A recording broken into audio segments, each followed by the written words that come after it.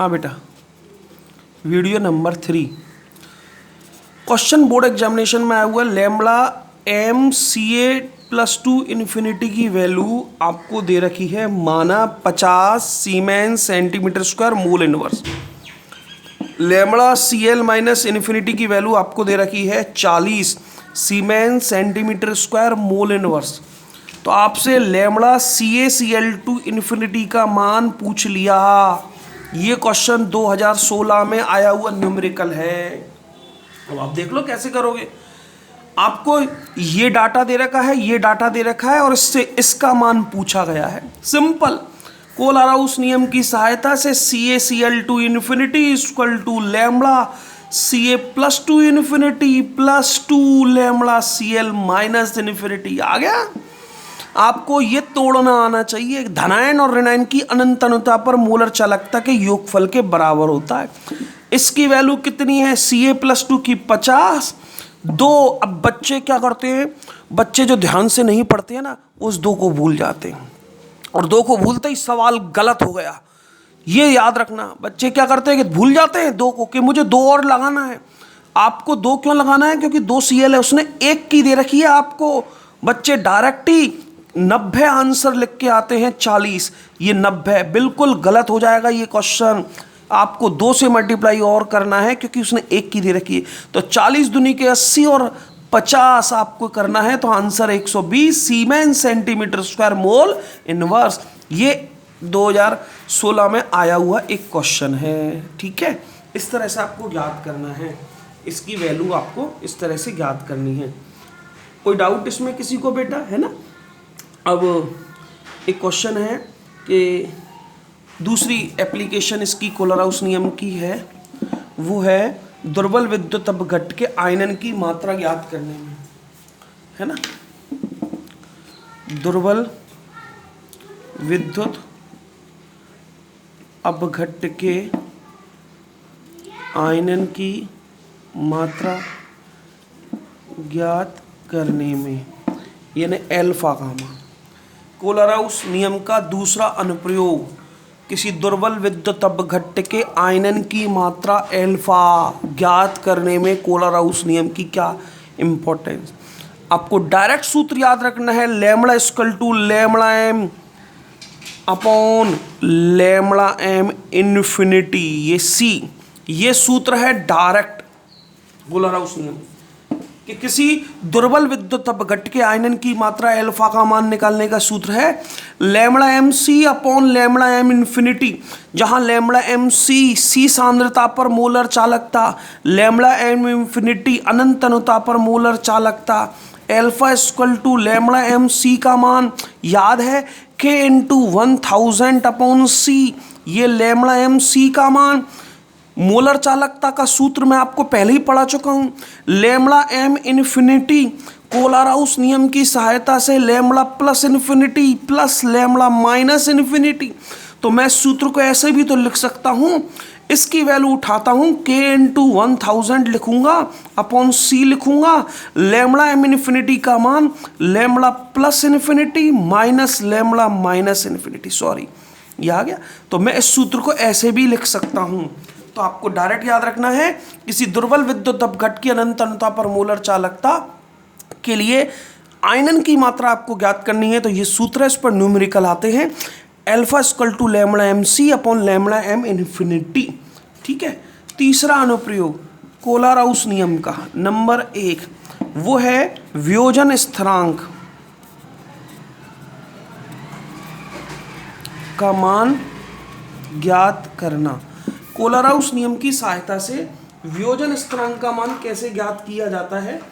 कोई भी विद्युत अपघट्ट है, उसकी वियोजन स्थिरांक की वैल्यू किस तरह से ज्ञात की जाएगी, वियोजन स्थिरांक का मान कैसे ज्ञात किया जाएगा, उसके लिए भी डायरेक्ट सूत्र है K = एल्फा स्क्वायर सी 1 माइनस एल्फा। 11th में पढ़ाया है मैंने। ये सूत्र कैसे आया है? 11th का रासायनिक साम्य वाला पार्ट है, आयनिक साम्य वाला पार्ट है, उसमें ये सूत्र डेरिवेशन लिखा रखी है, किस तरह से सूत्र आया हुआ है। लेकिन आपको यहाँ याद नहीं रखना है, डायरेक्ट सूत्र याद रखना है, वियोजन स्थिरांक के बराबर एल्फा स्क्वायर सी 1 माइनस एल्फा। एल्फा ऊपर वाली आयनन की या वियोजन की मात्रा है, सी सांद्रता है ना। ये सूत्र आपको याद रखना है, K = alpha square C1 - alpha.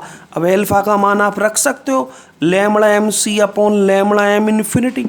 ये वैल्यू आप यहाँ पुट कर दो, है ना, पूरी वैल्यू। फिर इसकी वैल्यू आप ये पुट कर दो। अगर इस वैल्यू को यहाँ रखता हूँ तो ये सूत्र और अलग रूप में आ जाएगा। तो वो तो एक रूप से दूसरा रूप है। मेन सूत्र तो ये है, अगर इस अल्फा की वैल्यू को यहाँ पुट करोगे तो इस सूत्र का दूसरा रूप निकल के आ जाएगा, डेरिवेशन अलग हो जाएगी। मेन सूत्र तो ये है। तो आपको 3 टॉपिक पढ़ा दिए मैंने। कोलर हाउस के अनुप्रयोग चल रहे थे। पहला, दुर्बल विद्युत अपघट की अनंत अनुता पर मूलर चालकता कैसे ज्ञात की जाती। दूसरा, आयनन की मात्रा कैसे ज्ञात करती है, उसका सूत्र क्या है। तीसरा, वियोजन की मात्रा, उसका सूत्र क्या है। ये आपके सामने मैंने डिस्कस करे। फिर है स्वतंत्र अभिगमन का नियम पढ़ रहे थे। फिर आयनों का अभिगमनांक, चौथा अनुप्रयोग आयनों का अभिगमनांक, जिसको हिटार्ड नंबर भी बोलते हैं। वेरी वेरी इंपॉर्टेंट टॉपिक चालू हो रहा है। आयनों का अभिगमनांक यानी हिटार्ड नंबर। क्या होता है हिटार्ड नंबर? हिटार्ड एक वैज्ञानिक है, उसने दिया था। आयनों का अभिगमनांक भी इसे कहा जाता है। क्या होता है हिटार्ड नंबर, उसको देखते हैं। इसको n से व्यक्त करते हैं।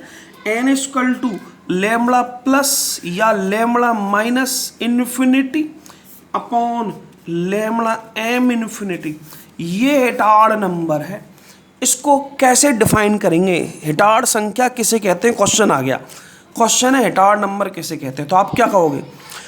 किसी विद्युत अपघट्ट में उपस्थित आयनों की अनंत अनुता पर मोलर चालकता तथा उस विद्युत अपघट्ट की अनंत अनुता पर मोलर चालकता का अनुपात उस आयनों का अभिगमनांक या उन आयनों की हिटार्ड संख्या कहलाती है। ये हिटार्ड संख्या विद्युत अपघट्ट में उपस्थित आयनों की है। 2 प्रकार की होती है, धनायन की हिटार्ड संख्या और ऋणायन की हिटार्ड संख्या। Nc यानी कैटायन की, Na यानी एनायन की। 2 तरह की हिटार्ड नंबर होती है। आती है समझ में आपको? तो हिटार्ड संख्या 2 तरह की है बेटा, एक तो धनायन की और एक ऋणायन की हिटार्ड संख्या। हिटार्ड संख्या किसे कहते हैं? दोबारा सुन लो। किसी विद्युत अपघट्ट में उपस्थित किन्हीं आयनों की अनंत अनुता पर मोलर चालकता। विद्युत अपघट्ट में उपस्थित किसी आयन की, चाहे वो धनायन हो चाहे ऋणायन हो, उसकी अनंत अनुता पर मोलर चालकता और उस विद्युत अपघट्ट की अनंत अनुता पर मोलर चालकता का अनुपात उस आयन की हिटार्ड संख्या कहलाता है। यदि मुझे धनायन की लिखनी है तो धनायन की अनंत अनुता पर मोलर चालकता और लैम्ब्डा m∞ लिखूंगा। यदि मुझे ऋणायन की हिटार्ड संख्या लिखनी है तो उस ऋणायन की अनंत अनुता पर मोलर चालकता और लैम्ब्डा m∞ लिखूंगा। ये धनायन की और ये ऋणायन की, इस तरह से ये हिटार्ड संख्या कहलाती है। आती है बात समझ में आपको? आयनों का अभिगमनांक इसको कहते हैं। n+ धनायन की, n- ऋणायन की, धनायन की धनायन की, ऋणायन में ऋणायन की। ठीक है, ये हिटार्ड नंबर के नाम से जो क्वेश्चन आता है याद रखना, हिटार्ड संख्या किसे कहते हैं। ठीक है, अब नेक्स्ट टॉपिक जो है आयनों के अभिगमनांक के बाद वो अगला टॉपिक जो चालू होता है वो है इलेक्ट्रोड विभव, है ना। मैंने कहा था आपसे बाद में पढ़ाऊंगा मैं इसको। इलेक्ट्रोड विभव, इलेक्ट्रोड पोटेंशियल क्या होता है ना।